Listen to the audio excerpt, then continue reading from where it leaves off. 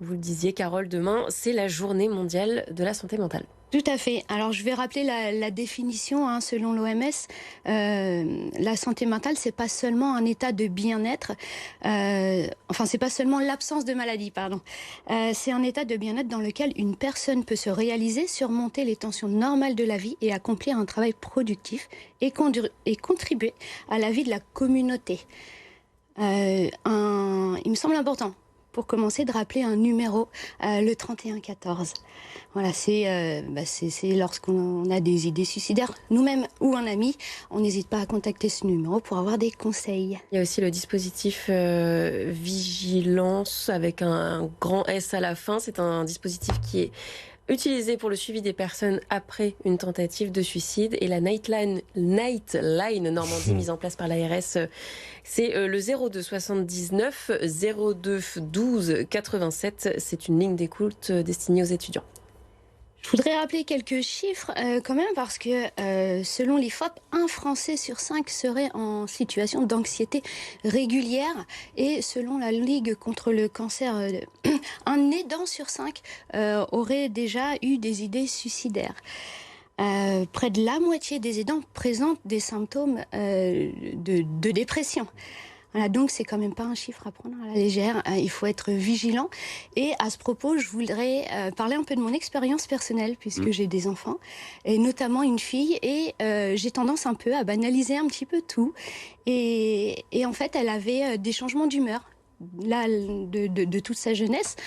Et au début, je me suis dit, j'ai mis ça sur le compte du signe du zodiaque, parce qu'elle est Capricorne. Je me suis dit, oui, les Capricornes, c'est un signe un petit peu, voilà, il y a du caractère, donc ouais, c'est ça. Après, à l'adolescence, je me suis dit, c'est parce que c'est une ado, c'est normal les changements d'humeur quand on est ado. Et en fait, il s'est avéré que c'était plus important que ça, et que c'était plutôt lié à un déficit en lithium. Voilà, donc elle a été prise en charge par un service psychiatrique pour en arriver là, à faire ses recherches et se rendre compte que déficit en lithium. Donc, il y avait vraiment une réelle cause Oui, parce que Carole, pour trouver une solution, il faut aussi déterminer si on souffre plus d'un petit coup de déprime ou d'une réelle dépression, sachant que le coup de mou, on va plutôt le vivre assez rapidement, ça va être sur une période transitoire, et la dépression, là pour le coup, c'est une maladie, il faut consulter un médecin, donc un médecin, un psychologue ou un psychiatre. Tout à fait. Il faut bien rappeler que quelqu'un qui est en dépression n'aura beau lui dire « mais vas-y, mais fais du sport, mais sors, vois des amis ». Il est malade, donc ça ne va pas fonctionner. Donc il faut vraiment aller consulter lorsqu'on en est là. Mais du coup, nous avons... Oula, c'est pas facile d'en prendre. Mais ce matin, on parle aussi à Anaïs Laïc du petit coup de blues quand on se sent un peu moins bien. Qu'est-ce qu'on peut faire pour essayer de se remettre un peu d'aplomb ? Voilà, alors il y a plusieurs choses à faire quand effectivement c'est juste un petit coup de blues. On va pouvoir jouer encore une fois sur les 3 piliers fondamentaux. La nutrition, le sport, le sommeil, le développement personnel aussi. Question alimentation. Donc moi j'ai fait un petit peu de recherche sur les aliments riches en lithium justement, si on avait une légère baisse qui en venait pas à avoir besoin de médicaments. Et donc on en trouve dans les oléagineux. Donc vous vous souvenez, alors aujourd'hui je les ai apportés. On a par exemple les noix, pardon, ça c'est une amande, noix du Brésil, noix de macadamia, la noisette. J'ai la pistache, la noix de pécan, la noix qu'on dit aussi noix de Grenoble, la noix de cajou, merci. Voilà, donc ça en fait, pour ma part, j'en mange tous les matins, un de chaque dans mon petit déjeuner. Il y a aussi le lithium dans les céréales et également dans la patate douce notamment. Et c'est pourquoi, alors voilà, je vous ai préparé une petite collation pour tout à l'heure, des gaufres à base de patates douces. C'est la saison en plus, c'est gentil, la patate douce. Oui, merci beaucoup Carole. D'autres conseils sur l'alimentation ? Tout à fait. Donc, en fait, les oméga 3 et les tryptophanes vont participer à la synthèse de la sérotonine. C'est l'hormone du bonheur et régulateur d'humeur. Donc, les oméga 3, on va les trouver dans les poissons gras tels que le saumon, le maquereau, la sardine. Et les tryptophanes, on va les trouver dans les céréales complètes, une fois encore. Et là, vous les trouverez dans mes gaufres. Avec les oléagineux, encore et toujours, les graines, les œufs, les bananes et le cacao. Et en automne, on a moins de luminosité. Comment est-ce qu'on peut combler ça grâce aux aliments? Et Parce oui, que le toujours. soleil joue, enfin la lumière en tout cas joue sur le... Sur l'humeur, mais complètement. ouais. Donc, en fait, la vitamine B, on va... D. On va aller la chercher dans les aliments, dans le poisson gras encore, dans certains champignons comme girolles, cèpes et morilles. Et puis, on les trouvera également dans les œufs et dans le chocolat encore. Et vous avez toujours des conseils aussi en lien avec le sport? Toujours, toujours. Déjà, le sport, ça va vous aider à mieux dormir. Qui dit on dort mieux, dit on se sent mieux. Et puis, on régule aussi notre alimentation grâce au sommeil. Le sport va aussi nous permettre de créer du lien social, ce qui est très important dans la santé mentale.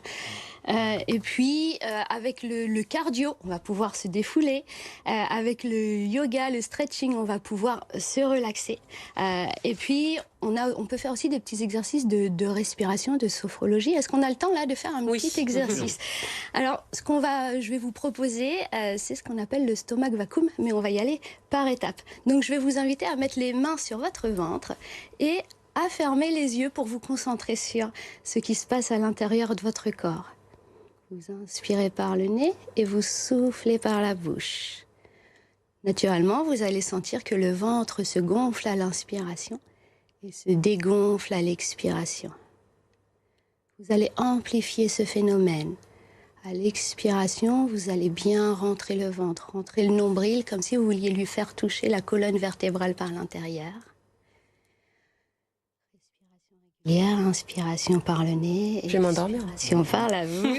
Mais c'est un exercice que je donne volontiers à faire avant de se coucher, justement, pour se relaxer, ou n'importe quel moment de la journée pour se détendre.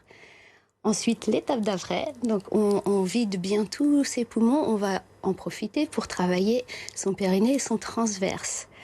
Donc, engager le périnée, c'est retenir un P, c'est retenir une envie d'uriner. Et le transverse, c'est l'abdos qui est là, le plus profond, qui est en dessous, celui qui dessine la tablette de chocolat. C'est celui qui tient les organes à l'intérieur du corps et qui va nous permettre d'avoir un ventre plat. Donc, pour le travailler, pour savoir si on l'a bien engagé, on va mettre les doigts juste au-dessus des poils pubiens. Et vous imaginez ce pantalon taille basse que vous avez acheté et qui est devenu un peu trop petit. On rentre le bas du ventre pour pouvoir le fermer. Voilà. Donc, à l'expiration, on engage périnée et transverse. Et on continue de vider bien les poumons.